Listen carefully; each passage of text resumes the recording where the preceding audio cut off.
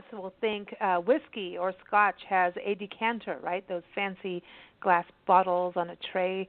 Or then you think about decanting wine and the wine actually breathing. We always hear about we need to remember to breathe and enjoy and be, not less stressed out in the world. And I always look at wine going, well, wine helps me with that. So you know what? It's time for Wine 101 with Hilarie Larson. She's a sommelier, and she's taught me how to say that word. And she's a wine educator and also the co-owner of Northwinds-Wine Consulting and one of our Big Blend expert food, wine, and travel writers and radio contributors. I encourage you to go to our website, northwinds-wineconsulting.com, especially if you're a winery or a restaurant or anyone in the hospitality industry. And also, if you go to blendradioandtv.com and go to our expert department, you'll find Hilarie there, and you can read her articles and listen to past interviews. And she is always educating us on wine, and it's actually quite fascinating over the time that we've had Hilarie on our shows.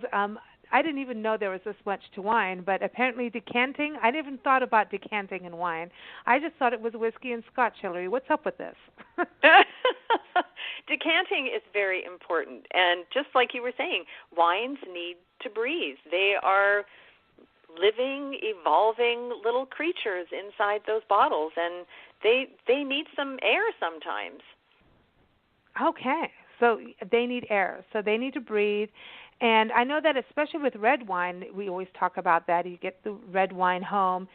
Do you need to you have to bring the temperature, the wine has to be at the correct temperature, right, before you start opening it up and breathing it out. Okay. Or breathing it out, if that's even a term. But you're opening it up, and you take your first sip. Like when you go to a restaurant, let's start there, or a wine tasting rooms have their own thing. But in a restaurant, they bring this wine out, they give a sip to somebody, say, check this. Is this good? Is this what you want? At that point, has that wine been sitting open for a while and changed, or did they just open it and pour it, and then you have to decide whether or not they're going to let it breathe? That sounds terrible. At a restaurant, 99.9% of the time, they take the cork out in front of you and pour that small sample into the glass for you to taste it and judge it as suitable for consumption. And that's mostly the case. And even if it's an older vintage, in a better class of restaurant, they will open it for you and have you taste it, and then they'll either decant it or pour your glass and let it sit for a while you enjoy your glass of white wine or your glass of champagne, and let it breathe in your glass.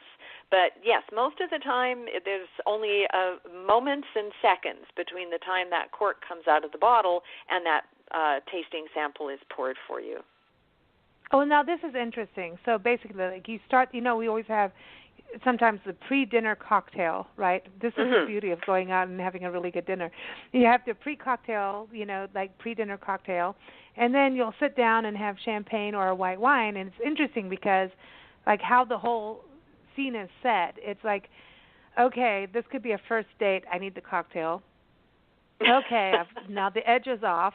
Then you're going to go sit down and have the little champagne. And, okay, now I'm feeling back to being cheery self. I can do this. It always helps. And then, or the white wine. And at that point, you're going into more of the beginning courses of the meal, the appetizer. And, you're looking at a lighter. So the white wine, that doesn't need to be decanted like the red wine. So, when we get to the red wine and you taste it, you've got this slowing progression of the meal, which is allowing that red wine in the restaurant to breathe. Am I getting this straight? Well, yeah, most of us do think about decanting going with red wine, but a lot of white wines will benefit from being decanted as well, especially things like an oaked Chardonnay as an example.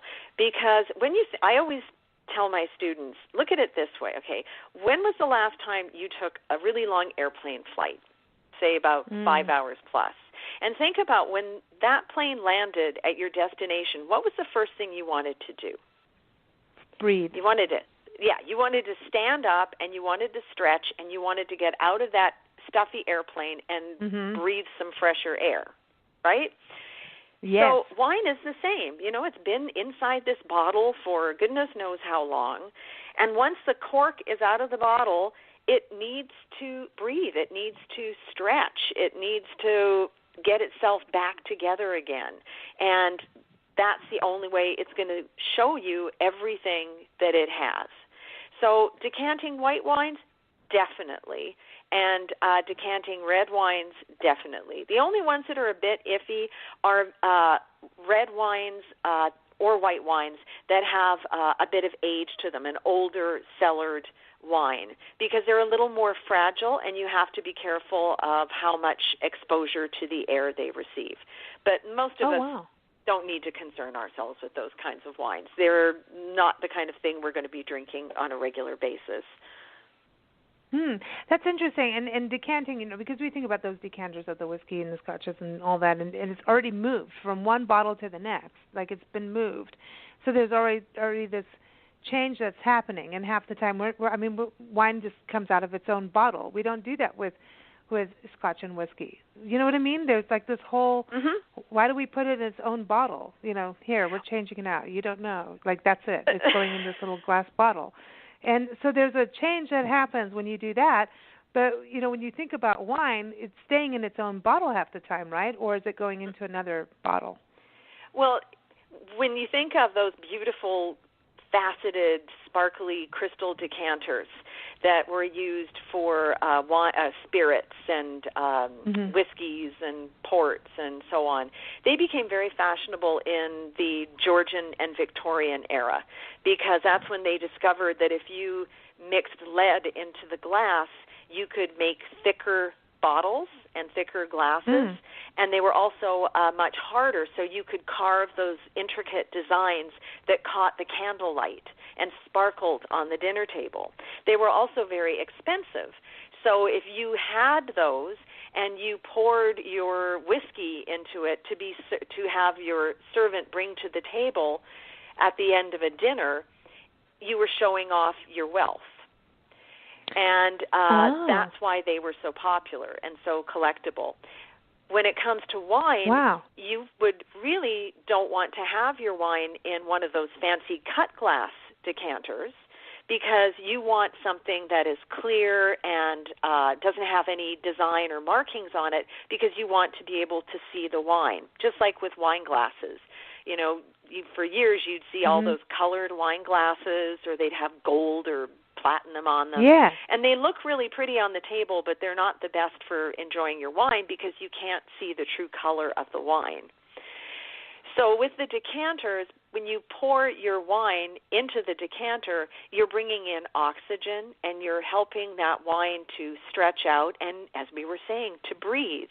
And as it breathes, it starts to show off more of its aromas. If it's a red wine, the tannins, which are the components that give the wine its body and sometimes that kind of puckery feeling that you get in your mouth, it will help to bring those down a little bit as well. So that's why decanting is such a wonderful tool in the wine drinker's cabinet. This is really fascinating, because you know what it reminds me of? Now I look at wine as Robin Williams, because he always talks about, like, spring reminds us to go out and party, and he always used to do those sketches of, the comedian Robin Williams, sketches of animals and, like dogs and stuff and going crazy. And it's like, you can almost imagine like the wine is being birthed. Like, it's like, I'm out now. I'm out. I want to party. I want to get out there. It's like, let's jump around. That's how I look at the wine now. Like, it's a whole different thing now. It's like, it is like the birthing it's crazy. and it does change. I mean, think about, we all probably, if we like wine and we like to cook, then it's fun to put the two together, to pour yourself a glass of wine and sip on it as you're getting your meal ready. And next time you do that, have a sip of your wine, and then, go chop up some onions or start working on your meal. Come back about 15, 20 minutes later and have another sip. And I can pretty well guarantee you it won't taste the same as the first one. And if you come back another 5 or 10 minutes after that, that one's going to taste a little different as well, because the wine is opening up. The oxygen is mingling with it. The scent molecules are starting to move around and release their aromas. The alcohol is rising out of the glass and carrying these scents with it. So that's how your wine will change. And I think most of us have done that. And if we think back, we'll go, yeah, that's right. It did taste a little better that second and third sip. Yeah, that's interesting because I think we've talked about this on the show before, where up in Julian, up in the mountains in San Diego, this winery is not there anymore, but Mike Hart now has it up there. Vulcan Mountain Winery was Jay Jenkins, and he's passed since, but he was a scientist, and he made this wine from a scientific approach, but his wine was, quite frankly, badass. This wine, he had this 2004 or 2005 Syrah sitting in the back, and just forgot about it, and didn't like it. And then we went to the tasting room and tasted it, and it was amazing. But they had a bottle that was open the day before, and they were like, taste the difference. It was like two different wines, and you liked both of them, but it just, the flavor profile was night and day. I mean, and this wine, this Syrah, I have to say, it was back in 2012. I'm going to say we tasted it. I mean, it had 7 years on it. It was probably some of the best wine I've ever had in my life, and it was amazing. But it was interesting to be able to taste the different stages. And the lady in the tasting room, I mean, she really did a good job of having, like, here, now try this, now try it this way, And it was all amazing, but it was, once it had this time to breathe, had this richer, like, the berries were, like, there, man. It was like, there was chocolate in there. There was everything. It was, like, good. I mean, it was like heaven, But at the same time, we've had wine where, I remember back in South Africa, somebody had found wine, and I swear it was almost 100 years old. I mean, when we were younger, I was younger. I was like, I didn't know about wine, but we all opened it up before it got thrown away.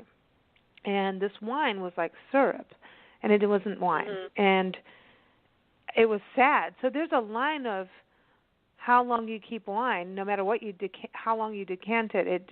This is syrup, or you can't keep it forever. No, and once a bottle has been opened and has come into contact with the air, the clock does start to tick, because it's oxygen. Yes, it's a helpmate, and it helps the wine breathe and open up, but then there gets to be a certain stage where it becomes the enemy, and the oxygen will start to break down. The wine will start to break down. Oh, wow. And because wine is a food product after all, Yeah, that's true. So because I think what it was is we could almost feel like the alcohol leaving the bottle. But the syrup, I'll never forget that. Everybody was so excited, thinking this is going to be the most amazing thing from this, ancient wine. And we all looked at each other like, well, that was a big disappointment. Enough of that. Yeah, so when you went to pour it, was it just like treacle coming out of the bottle? Yeah. And I remember a friend of ours up in Sonoma, too, someone that, like, I don't know how he ended up with all these liqueurs, like this one that he's like, come over. And he was like, they were, like, cleaning the house. Here, all these liqueurs, I mean, Baileys and everything, right? Same thing. It was like almost jam inside there. I mean, you couldn't even get it out. It was like, why didn't you just throw this away? But none of us thought that. We always thought alcohol would live forever. That's all I have to say. But wine, is mostly water, just like grapes are mostly water. So if the wine is improperly stored, and the water will evaporate, especially, with bottles like you're talking about that have been sitting there for 100 years. It's just going to simply evaporate as the cork shrinks and leave behind the sugar and the colors that were in the grape skins, and that's why you ended up with a grapey syrup. Yeah, we did. I mean, it was just really crazy. Well, thank you so much, Hilarie. Everybody, again, you can go to northwinds-wineconsulting.com and also blendradioandtv.com to read Hilarie's articles and listen to interviews. Thanks so much. Salud. Salud.